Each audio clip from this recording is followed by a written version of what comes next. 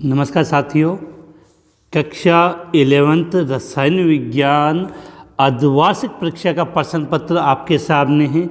इसी प्रकार का ये इससे मिलता जुलता अर्धवार्षिक परीक्षा का पेपर आपके एग्जाम में भी पूछा जाएगा। तो इस पेपर की सहायता से आप ये पता लगा पाओगे कि किस प्रकार से रसायन विज्ञान कक्षा 11वीं का अर्धवार्षिक परीक्षा का प्रश्न पत्र आपके एग्जाम में आएगा और हमें उसका किस प्रकार से आंसर देना है। तो इस वीडियो को स्टार्ट करता हूं। उससे पहले जो स्टूडेंट फर्स्ट बार इस एम के बूस्टर यूट्यूब चैनल पर आए हैं वो चैनल को लाइक शेयर और सब्सक्राइब करना ना भूलें, जिससे आपको आने वाले दिनों में क्लास 11th और 12th साइंस संबंधित संपूर्ण जानकारियाँ है वो सबसे पहले और सटीक मिल सके। तो क्लास को स्टार्ट करते हैं। पहला क्वेश्चन आपके स्क्रीन के सामने। इन क्वेश्चनों के अगर आंसर आपको आए तो आप कमेंट्स में भी बता सकते। क्वेश्चन नंबर 1 आपकी स्क्रीन के सामने आ चुका है। क्वेश्चन नंबर 1, ज्योति तीव्रता का एसआई मात्रक होता है क्या? कैंडेला। ज्योति तीव्रता का एसआई मात्रक क्या होता है? कैंडेला, जिसको हम CD के द्वारा रिप्रेजेंट करते हैं। हमारा यहाँ मतलब के लिए जो क्वेश्चन दिए उन्हीं का आंसर नहीं है, उसका कंप्लीट पोस्टमार्टम करना है। मोल है वो किसका मात्रक होता है? पदार्थ की मात्रा। केल्विन ताप का, और जो एम्पियर होता है वो विद्युत धारा का।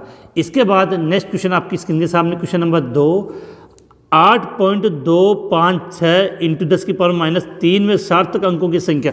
तो सार्थक अंकों में हम इन पावर को काउंट नहीं करते, केवल इन अंक को काउंट करते हैं। कितने हैं? 4। तो इसका सार्थक अंक कितना हो जाएगा? 4 हो जाएगा। अगला क्वेश्चन, H2O का मोलर द्रव्यमान होता है। उम्मीद है ये H2O का मोलर द्रव्यमान या जिसको आप परमाणु भार या अणु भार कहते हो जानते हो, जल्दी से कमेंट्स में बता दीजिए, जिससे मुझे भी पता चले कि आपको भी कुछ आता है या नहीं है। तो जल्दी कमेंट्स करें, फिर आगे क्लास को आगे बढ़ाएं। तो H2O का मोलर द्रव्यमान कितना होता है? देखो, हाइड्रोजन कितने? 2। एक हाइड्रोजन का भार होता है 1, ऑक्सीजन का होता है 16। तो कितना हो गया? 18। तो इसका राइट आंसर क्या हो जाएगा? 18.02।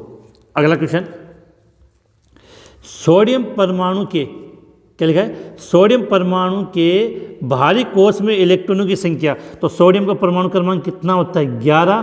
तो भारी कोश में कितना हुआ? 2, 8, 1। इसका मतलब भारी कोश में इलेक्ट्रॉन की संख्या कितनी होगी? 1। तो इस क्वेश्चन का राइट आंसर क्या हो जाएगा? 1। अगला क्वेश्चन 5वां, NaCl की क्या लिखा है मैंने? NaCl की जालक ऊर्जा या जालक एंथैल्पी का मान बताइए। तो NaCl की जो जालक एंथैल्पी है वो 788 किलो जूल मोल इनवर्स है। अब आपसे क्वेश्चन काफ़ी इंपॉर्टेंट है जो अपने हाफिले एग्जाम में भी पूछा जा सकता है कि जालक एंथैल्पी को कौन से चक्र की सहायता से ज्ञात किया जाता है। ये क्वेश्चन आपके लिए है, इसका आंसर आप कमेंट्स में बता दीजिए। जालक ऊर्जा को कौन से, जालक एंथैल्पी या जालक ऊर्जा एक है, कौन से चक्र की सहायता से ज्ञात करते हैं। अगला, प्रकाश विद्युत प्रभाव की खोज किसने की थी?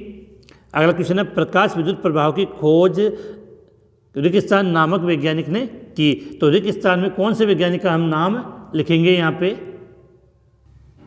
तो प्रकाश विद्युत प्रभाव की खोज किसने की थी? H.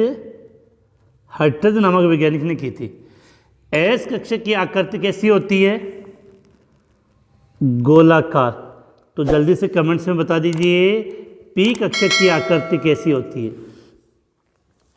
इसके बाद नेक्स्ट क्वेश्चन, अगला प्रश्न, CH4+2O2 से क्या बनता है? एक तो आपका CO2+2H2 बनता है। क्वेश्चन नंबर 9, सत्य और असत्य का चयन कीजिए। तो देखो, सबसे पहले हम बात करें, NH3 की आकृति त्रिकोणीय पिरामिडी होती है। तो पहले बात तो क्लियर होना चाहिए कि NH3 की आकृति केवल पिरामिडी होती है, त्रिकोणीय नहीं होती है। पिरामिडी होती है तो ये कथन क्या हो जाएगा? असत्य। अगला, ताप में वृद्धि आंतरिक ऊष्मा के समानुपाती होते हैं। सीधी सी बात है, जितनी अधिक ताप में वृद्धि करोगे उसकी आंतरिक ऊर्जा उतनी अधिक होगी। तो ये बात क्या होगी आपकी? सत्य। अब चलते हैं नेक्स्ट क्वेश्चन, नेक्स्ट पेज पे। अगला क्वेश्चन क्या था कि किसी पदार्थ में ऋण विद्युत तत्व का समावेश अपचयन कहलाता है। बिल्कुल गलत है। अगर ऋण विद्युत तत्व का समावेश होता है तो वो अभिक्रिया आपकी ऑक्सीकरण कहलाती है। अर्थात ये बात क्या होगी? असत्य। अगला, सत्य, सत्य के बाद अगला, 2s उपकोष के लिए मुख्य क्वांटम संख्या, तो मुख्य क्वांटम संख्या यहाँ क्या होती है 2 होती है, तो यहाँ n का मान कितना हो जाएगा 2। मुख्य क्वांटम संख्या को हम किससे रिप्रेजेंट करते हैं n से, तो 2s उपकोष के लिए मुख्य क्वांटम संख्या का मान कितना होता है 2 होता है। अगला लिथियम का इलेक्ट्रॉनिक विन्यास लिखिए। लिथियम, तो जो लिथियम का परमाणु क्रमांक कितना होता है 3, तो इलेक्ट्रॉनिक विन्यास क्या हो जाएगा इसका 1s2 2s1। तो लिथियम का इलेक्ट्रॉनिक विन्यास क्या हो गया 1s2 2s1। यहाँ से एक बात होता है, तो आपके एग्जाम में ये इलेक्ट्रॉनिक विन्यास का क्वेश्चन पूछा जा सकता है, और सबसे ज़्यादा जो एग्जाम में क्रोमियम और कॉपर का इलेक्ट्रॉनिक विन्यास का क्वेश्चन जरूर पूछा जाता है। अगला NaCl में Na की ऑक्सीकरण अवस्था का मान, देखो Cl होता माइनस का तो Na होता प्लस, तो NaCl में Na का जो ऑक्सीकरण अंक है वो कितना होता है प्लस का 1 होता है। अगला है ऑक्सीकरण अभिक्रिया को परिभाषित कीजिए।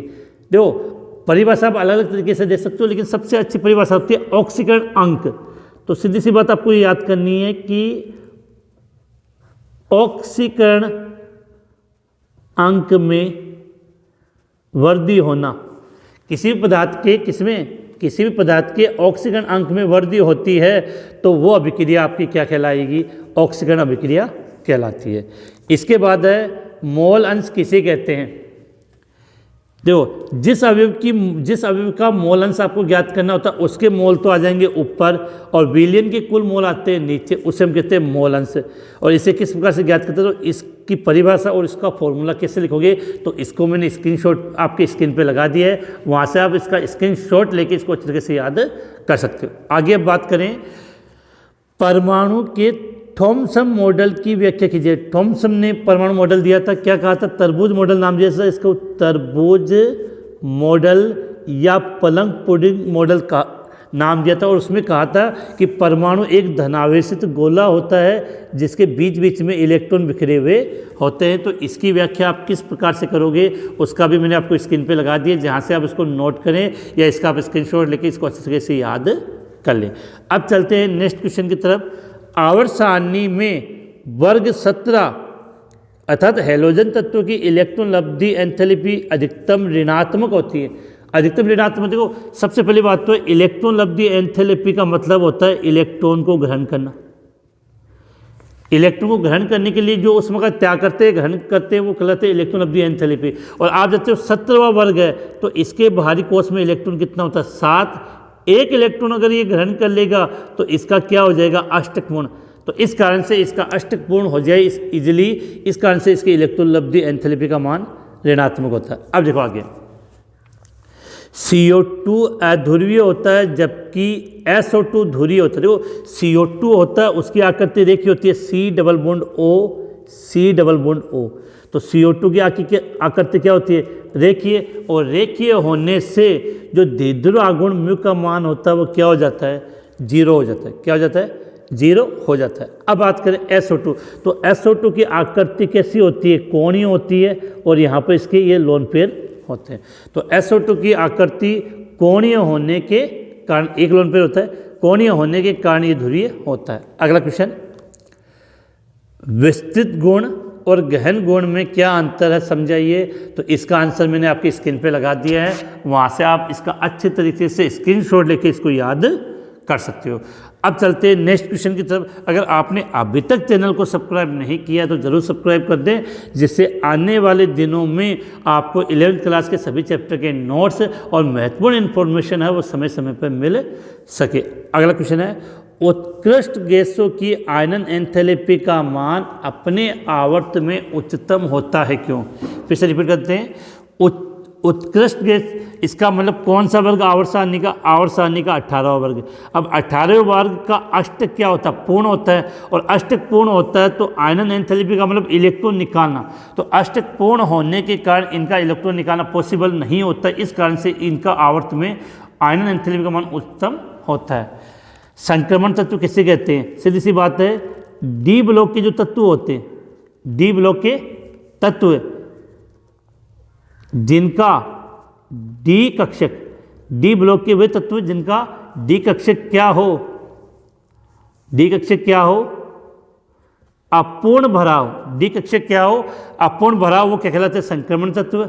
और संक्रमण तत्व का सामान्य इलेक्ट्रॉनिक विन्यास पूछा तो इसका हम सकते हैं n-1 डी 1 से 10 आएगा, फिर n-s 1 या 2। ये संक्रमण तत्व का सामान्य इलेक्ट्रॉनिक विन्यास है। तो n-1 डी 1 से 10, फिर n-s 1 या 2 इलेक्ट्रॉन। उम्मीद है आपको समझ में आ गया होगा ये।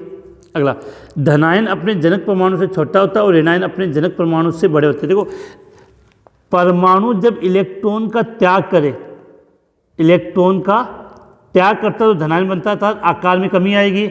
और जब परमाणु ऋणायन, जब परमाणु इलेक्ट्रॉन को ग्रहण करे, इलेक्ट्रॉन को ग्रहण करता है तब ऋणायन बनता है। तो सीधे से याद कर लेना कि धनायन का आकार सबसे छोटा होगा, m+ का दिया, परमाणु का आकार उससे बड़ा होता है, और ऋणायन का आकार m-, उसका आकार सबसे बड़ा होगा।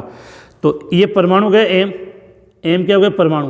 तो परमाणु का आकार ऋणायन से छोटा और धनायन से बड़ा होता है। जो क्वेश्चन आपसे पूछा गया। अगला क्वेश्चन है, इलेक्ट्रॉन लब्धि एंथैल्पी और इलेक्ट्रॉन ऋणात्मकता में क्या अंतर है। देखो, इलेक्ट्रॉन लब्धि एंथैल्पी का मतलब किसी परमाणु के बाह्यतम कोश में एक इलेक्ट्रॉन जोड़ने के लिए, किसी परमाणु के बाह्यतम कोश में एक इलेक्ट्रॉन जोड़ने के लिए जो ऊर्जा की आवश्यकता होती है वो इलेक्ट्रॉन लब्धि एंथैल्पी कहलाती है। और इलेक्ट्रॉन ऋणात्मकता का मतलब होता है बंध के इलेक्ट्रॉन, किसके, बंध के इलेक्ट्रॉन को अपनी ओर खींचना, बंध के इलेक्ट्रॉन को अपनी ओर खींचना। इसके बाद नेक्स्ट क्वेश्चन की तरफ चलते हैं। लास्ट वाले इन सभी क्वेश्चनों में आपको अथवा का ऑप्शन जरूर एग्जाम में मिलेगा, जिसका फायदा होता है कि आप 2 में से एक क्वेश्चन आसानी से कर सकते हो। अब नेक्स्ट क्वेश्चन की तरफ चलते हैं। द्विध्रुव आघूर्ण किसे कहते हैं, उदाहरण सही समझे। तो इसका आंसर आपकी स्क्रीन पे मैंने लगा दिया है, वहाँ से आप इसको नोट करके समझ लें। अगला है NH3 में संकरण की व्याख्या कीजिए। देखो, NH3 का संकरण ज्ञात करना है। तो NH3 में 3 हाइड्रोजन जोड़े हैं, तो इसका बॉन्ड पेयर कितना हुआ है, 3। और नाइट्रोजन के बाहरी कोश में इलेक्ट्रॉन कितने होते हैं, 5 में से बंध बना रहे 3, तो कितने बच गए, 2 का मतलब 1 लोन पेयर। तो 3 और 1 कितना हुआ, 4 का मतलब होता है संकरण sp3।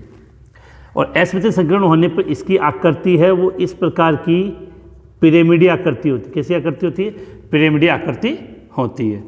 इसके बाद अष्टक नियम क्या है और इसकी 2 सीमाएं लिखें। तो अष्टक नियम क्या और इसकी सीमाएं वो आपकी स्क्रीन पे मैंने लगा दिया आंसर, वहाँ से आप इसको नोट कर सकते हो। अब H2 अणु में बंद कोटि का परिकलन कीजिए। देखो, H2H और H बंद एक होता है, तो इसकी बंद कोटि कितनी होती है, 1 होती है। और इसका आणविक ऊर्जा आरेख बना के इसका बंद क्रम निकाल सकते हो। तो बॉन्ड क्रम निकालने का तरीका होता था, बॉन्ड ऑर्डर निकालने का तरीका था कि बंद इलेक्ट्रॉन की संख्या माइनस प्रतिबंधी इलेक्ट्रॉन की संख्या, तो 2/2, तो कितना आता है, इसका 1 आता है। इसके बाद चलते हैं नेक्स्ट क्वेश्चन की तरफ।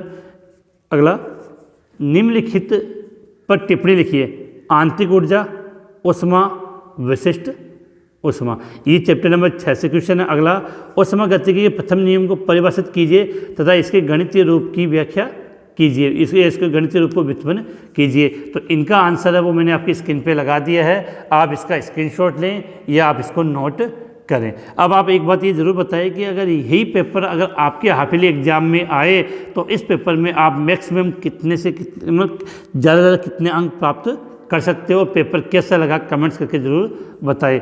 आज की ये क्लास, ये वीडियो यहीं समाप्त होता है।